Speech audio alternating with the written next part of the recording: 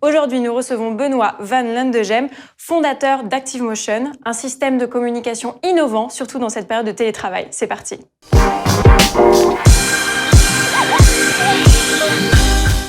Bonjour Benoît, bienvenue sur notre plateau. Vous êtes le fondateur d'ActiveMotion. Parlez-nous justement de cette entreprise que vous avez créée.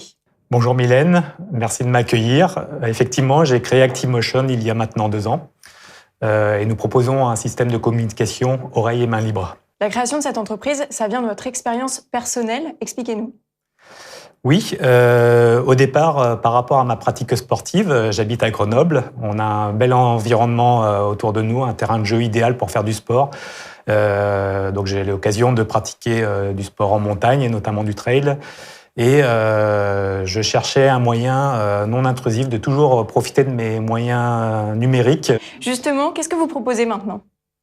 Donc, même si au départ, j'avais résolu ma problématique personnelle, je me suis aperçu qu'il y avait une grosse problématique au niveau des communications. Et pour commencer, on s'attaque au marché professionnel, tout ce qui est communication professionnelle. Le fait de garder l'oreille libre, ça a beaucoup d'avantages en termes de sécurité, en termes de confort, d'ergonomie. Et l'idée, c'est de pouvoir communiquer de plus en plus et de mieux en mieux au niveau professionnel. Il me semble que vous avez ramené des produits pour que vous puissiez me les présenter. On en parle? Eh ben, avec plaisir. Alors, on va commencer peut-être par le premier que vous avez sur vous. Alors, je vais juste... Celui-ci. Voilà, celui-là, parce que c'était le produit initial qu'on a proposé justement pour un usage professionnel, tout ce qui est communication principalement à l'extérieur, dans des environnements très exigeants.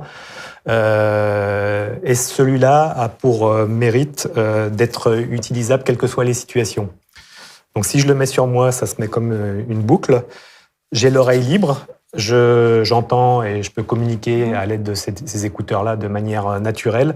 Et dès qu'il y a du bruit, je peux utiliser les protections auditives tout en gardant le même système. Je peux mettre les casques anti-bruit, je peux mettre les bouchons d'oreille, je peux mettre les casques, je peux mettre les lunettes. Toutes les EPI sont compatibles avec cet appareil-là. Pour quel secteur d'activité c'est intéressant? Donc au départ, on a proposé ce système-là à l'industrie, tout ce qui est maintenance connectée.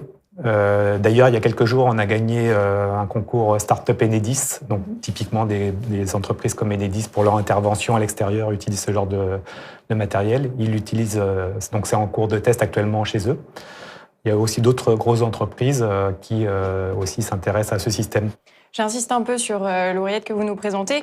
Elle ne se met pas dans l'oreille par rapport à tout ce qu'on peut trouver sur le marché, en fait. Voilà. Donc, du coup, je vais rebondir sur le deuxième produit qu'on propose, qui est exactement basé sur les mêmes concepts, mais avec une ergonomie complètement différente. Et celui-là a été adapté pour, au départ, un usage bureautique, qui s'est transformé en télétravail par rapport à la problématique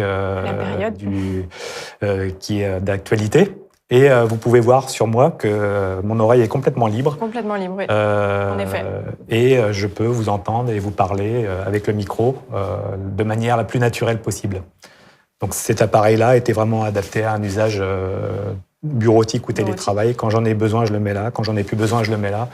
Je peux me connecter à la fois sur mon téléphone et sur mon ordinateur pour les visios, pour les appels téléphoniques. Donc si vous êtes d'accord, Mylène, je vous propose de les essayer. Avec plaisir. Alors ce modèle-là est pour un usage plutôt extérieur, mais on peut aussi vous proposer un modèle qui sera adapté à votre profession. On a aussi un modèle qui permet d'être complètement invisible. Et donc, on le voit. Avec ma chevelure. Non, c'est vrai que c'est... disons que l'idée, c'est de les faire disparaître. Donc du coup, si on ne les voit pas, c'est normal. Écoutez, c'est hyper agréable en tout cas à porter. Quelles sont les perspectives futures d'ActiveMotion? Donc, comme vous avez pu le constater avec ces 2 produits que je vous ai présentés aujourd'hui, nous sommes sur le marché professionnel sur lequel nous voulons grandir avant d'aller sur le marché grand public, car nos innovations ont vraiment le potentiel pour aller sur ce marché-là. Comme vous pouvez le constater, les ergonomies qu'on propose nous permettent de faire disparaître les écouteurs et que nos écouteurs ne deviennent plus un écouteur, mais un nouvel objet de mode jusqu'à aller aux bijoux. Justement, on les voit derrière nous. Vous pouvez nous en parler? Donc l'idée, c'est de faire disparaître complètement les écouteurs, à la fois en termes d'usage, de confort, d'ergonomie, mais aussi de design.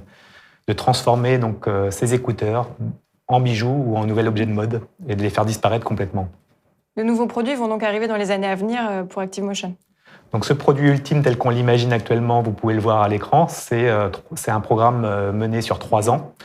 Mais on ira sur ce marché-là avec des produits intermédiaires que nous sommes en train de préparer. Merci beaucoup Benoît, j'espère vous retrouver vite avec ces nouveaux produits. Merci Mylène.